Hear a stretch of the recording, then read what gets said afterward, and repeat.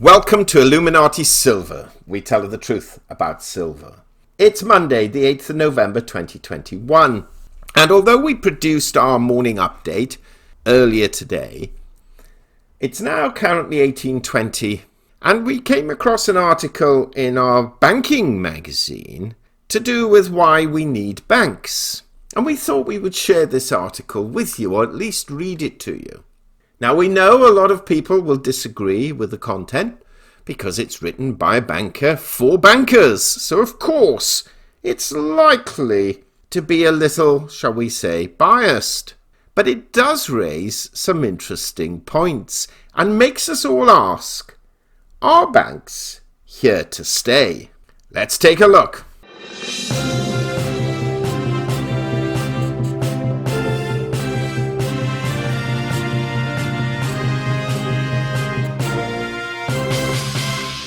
Why Do We Need Banks? By Francis Coppola, who explains why, despite predictions that banks will cease to exist in a cryptocurrency world, they've become more indispensable than ever. Banks, everyone loves to hate them. Ever since the financial crisis of 2008, when they nearly blew up the world, people have been trying to find a way of getting rid of them. Peer-to-peer, P2P, lending would replace bank lending, we were told. Cryptocurrencies would replace bank payments. Money funds would replace deposits. Central banks, instead of relying on banks to create the money that people and businesses use every day, would simply create it themselves, and government would spend it into the economy. Banks, who needs them anymore? Yet somehow, since the financial crisis, banks have managed to make themselves more indispensable than ever. The vibrant ecosystem of fintech companies and apps that promise to disintermediate banks has ended up relying on them. Banks are becoming essential infrastructure for the emerging digital financial system. In the aftermath of the financial crisis, campaigns such as Move Your Money encourage people to abandon the big banks that have been so expensively bailed out and move their funds to smaller, friendlier financial institutions such as building societies, credit unions, and a new generation of challenger banks. The campaigners thought that if enough people could be persuaded to cut their ties with big banks, the banks would eventually disappear. But these little financial institutions, both old and new, rely on big banks to hold their cash reserves and clear payments for them. So when people moved their money, they weren't disintermediating the big banks at all. They were embedding them in the new financial architecture. The decline of physical cash and the growth of online and mobile payments have created an opportunity for banks. Electronic payments, both domestic and international, have long been intermediated primarily through banks. Now banks are establishing themselves as the gateways to payment services for the new generation of online and mobile payment apps. Now, you may think you aren't using a traditional bank, but there's always one lurking somewhere beneath whatever app you're using. Money transfer apps appear to disintermediate banks, but actually rely on them. Zelle, widely used for P2P, peer-to-peer payments in the United States, was created by a group of banks. PayPal uses the services of Bancorp Bank. Wise, formerly TransferWise, partners with banks all over the world. Even cryptocurrency exchanges need banks to hold fiat currency balances and facilitate deposits and withdrawals. Other banking services that appear to bypass banks similarly rely on them. Retailers that offer banking services are either licensed banks themselves, for example Tesco Bank, or offer those services in partnerships with a bank.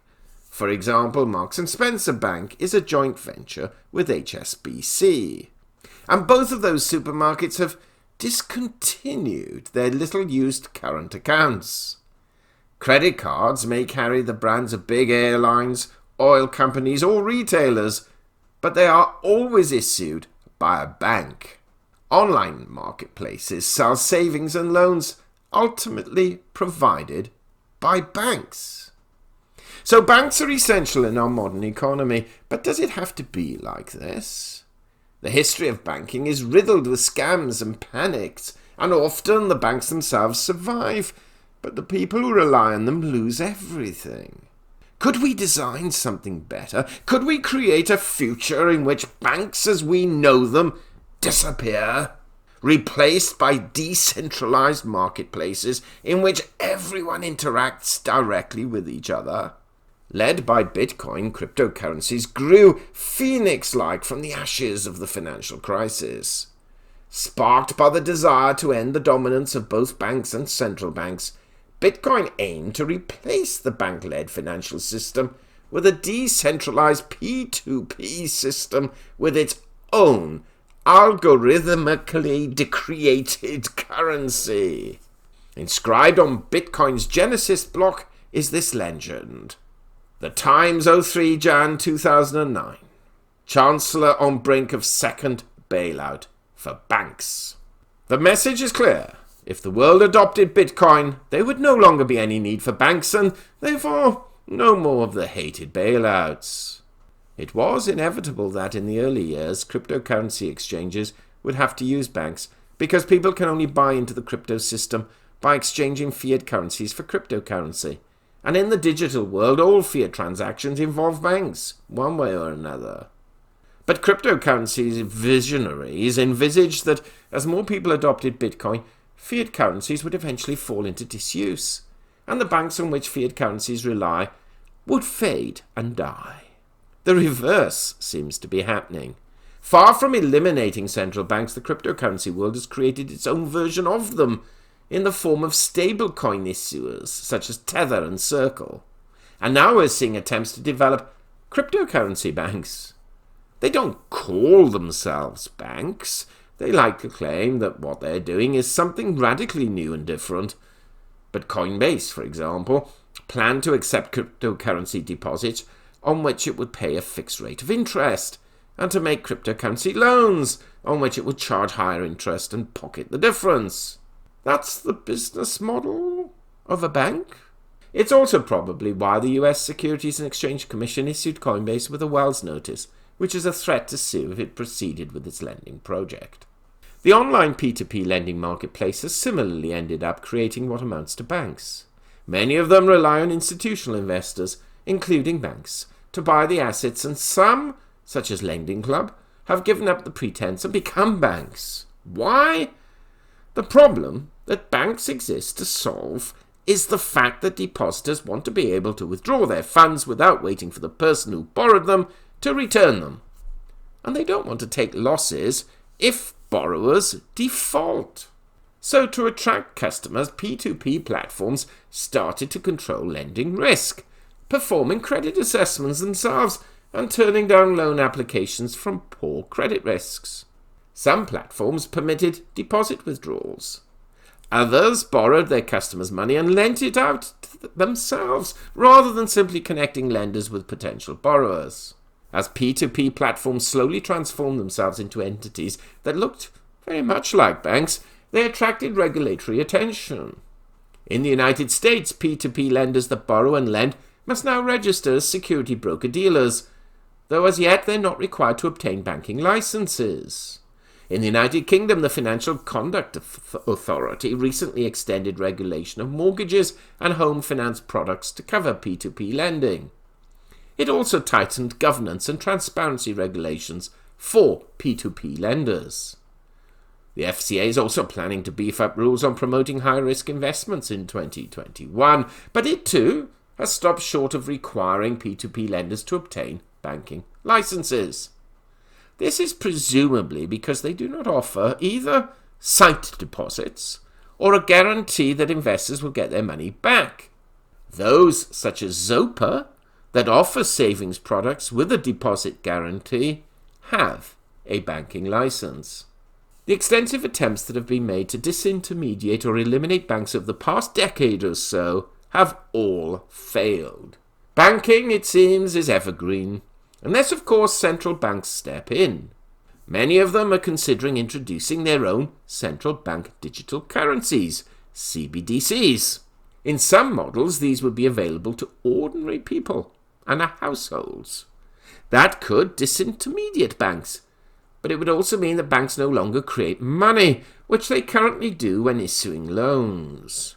That would place a burden on central banks to try to gauge how much money the economy can safely use, and it would also make it difficult to transmit monetary policy via the bank rate. But I'm not convinced that retail CBDCs would mean the end of banks.